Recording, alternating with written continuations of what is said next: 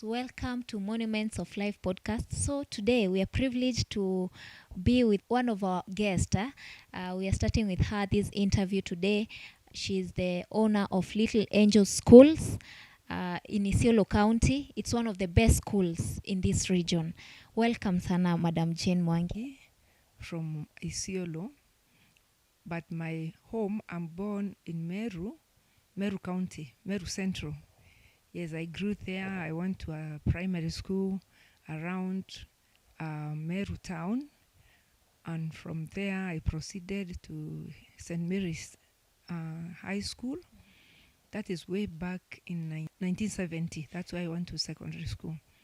Here at St. Mary's. After finishing, I went to Kamwenja Teachers College. Yes. Then from there, I proceeded to Isiolo County. I was posted here for the first time. Yes, I was taken to Kiwanjani, then to Merti. Yeah, very hardship area as a teacher. Okay. As a teacher, very hardship area. I think I was the second lady to be in the bush. Oh, that is very nice. Yeah. Then from there, I came back to Isiolo Township, to Abera, and then to Waso. Yes, I was now a deputy head mistress there. Very nice. Yeah, from there I proceeded to Kenyatta University, to pursue a degree in education. As you can all see, our guest has a good history. She has gone through the hard life and the soft life, as you can see. She has a school, a very big school, a prestigious school that everyone will wish his or her own kid to be brought here because they have the best academic results. So, madam, you can just tell us, you can explain it to us. What made you come up with? Now, after college, after Kenyatta, is when I thought of maybe we should have a private school in Isiolo County, because the one that was Hekima, that was just for sponsoring the needy kids. So the local needy kids. So there wasn't a pure private school. So I thought of venturing on that area. That is way back in 1991. That's when I started. How did you start the school? Yes, they started it in my house. Okay. In fact, I never thought, because I resigned now after working in government for 9 years. I just resigned and then thought of starting a school, but it was not that easy because I didn't know how a private school is started. So I just wanted to do a kindergarten, a nursery school, not even to continue. So I started tuitioning some children in my house. And then that was in August 1990. And then come January, I thought of now taking it to another level, because now I had like 10 children coming to my house. Then I thought it not always very comfortable. You have family, you have young children, and now that privacy. So I approached my late husband, Dr. Mwangi, and he gave me some rooms of another plot, like 3 rooms. So I just wanted a classroom, an office, and a kitchen. That's how I started. I started all by myself. I had 3 children. Yeah. Were the parents willing to give you the kids, and they are just seeing that you're tutoring the kids at home? What was their reception? In fact, their reception was good, because when I was tutoring them, they could see the results, because there wasn't another private school and I used to do it so well in my house. So when they gave me their children, they would see a change. And then now they were reluctant to take them back to public schools. So they also encouraged me to open a private school. One being, the first one was Rose Kiremi of Bomen. She gave me her last born, Kirote Kiremi. I think now she's in Canada. Oh, wow. Now, when I started, in fact, I started single-handedly. And I said my policy is that children will do English media as a language. So when they go home, they used to speak English, and parents were so excited, they were happy. So those 3 children pulled some more, and then within a year, I had 9 of them. I never gave up. I used to cook, I used to mark for the children, and I used to take them back to their homes because I was determined to succeed. Yeah, that's how we came up. Just a humble teacher, humble background, just in the house, doing her things, tutoring kids. And we are so much grateful for the parents who believed in you, because if they didn't believe you, this school could not have been here. At what point did you reach and you decided tutoring in my home anymore? I need to step out. After that, I was given those 3 rooms, not within the premises, but another premises that we had. So I started there. I took the children there, and we started now the baby class, and then the grade 1, grade PP1, PP2, and then PP3. Now, children now are to go to primary school. But then the government would not have allowed us to open a primary school in a premises, in a plot. So they told me I either close down or I outsource the children to other schools. So I had to go to Ekima nursery, but the father told me that he has no space. He has so many children, he can't make it. So it was a challenge. That's first batch.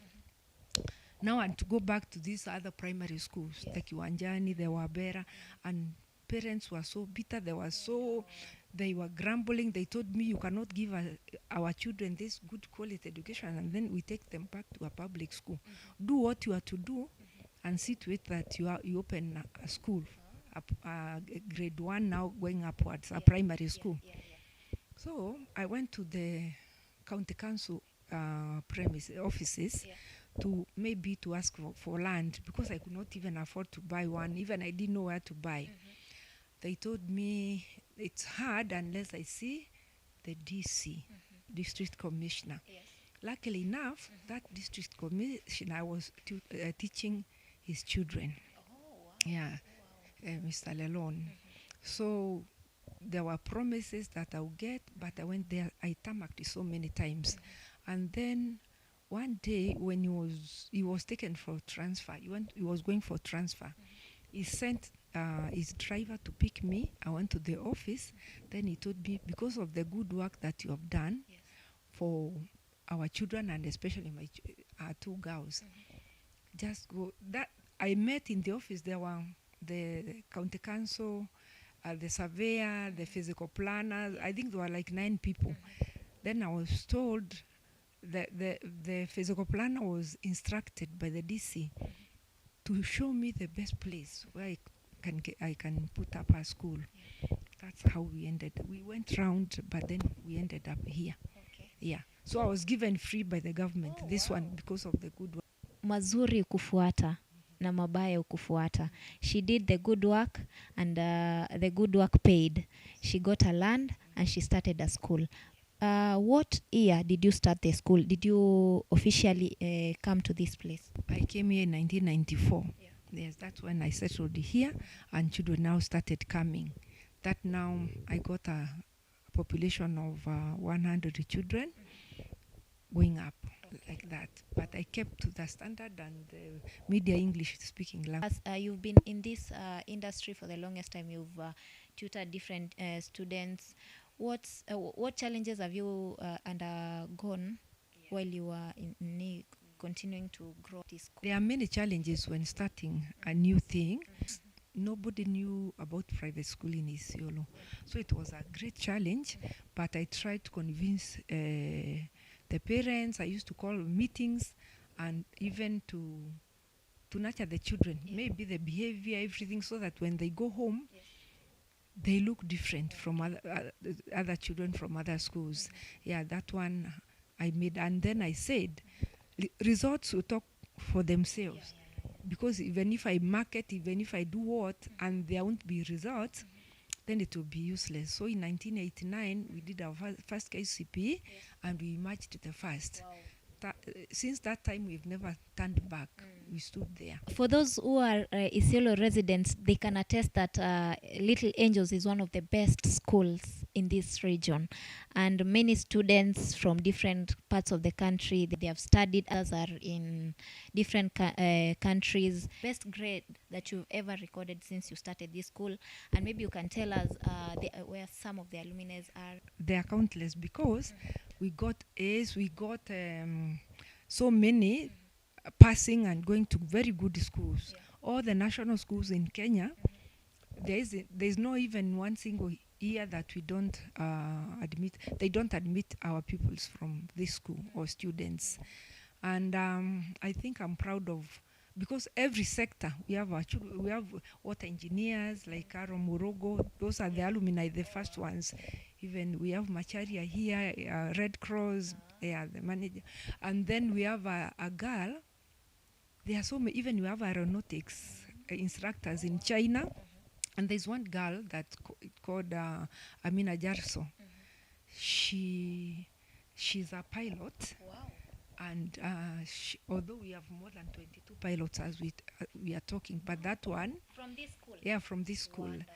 That one, she's also now she's in Serbia. She's doing a 9th language, and she's a pilot, taking the Boeing 787, the Dreamliner, that the largest, and she's a aeronautic instructor also, and I think she's the chairperson of all the students who are outside in the I think the Middle East or the Far East, all of them. Yeah, she's the chairperson. So first of all, it's very important you get somewhere. Maybe although you can start with maybe a premises, a rented premises, but have at the back of your mind that you get land somewhere where you can put up your school, because it's very key. And then there's the registrations. You have to put your files right for the government, everything. The registration with the Minister of Education, and then the Attorney Generals. Those certificates are very key. Yes, so I encourage that. And then the best thing is to be good to children and teach them to rely on themselves and never to cheat.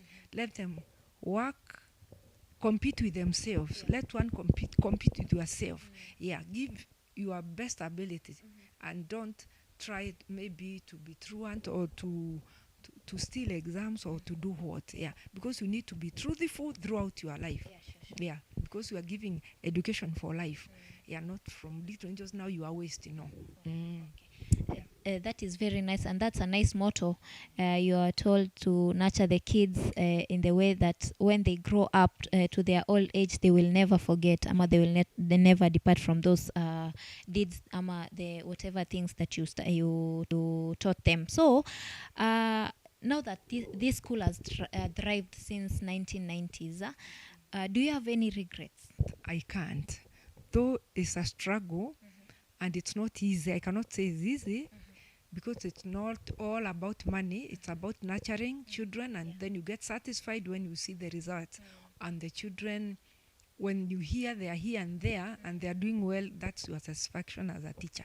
A teacher can never be paid. I don't have regrets because I can see the results, and at least through the school I'm able maybe to raise my children also, my family.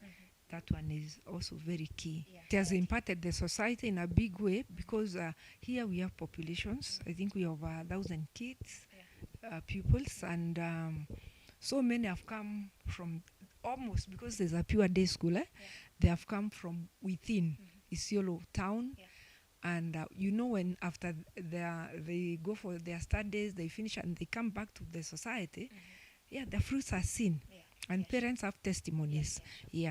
Yes. Okay, one advice that you could give to our audience generally, may it be a youth, may it be a woman, just generally? Never give up your dream. Whatever you are dreaming, please just continue dreaming, and never give up. And then be consistent. No, the problem is that sometimes you start a project, but then when you see it not going well, you just discard it, you look for another one. That one won't take you anywhere. You'll be a starter, throughout, you never move.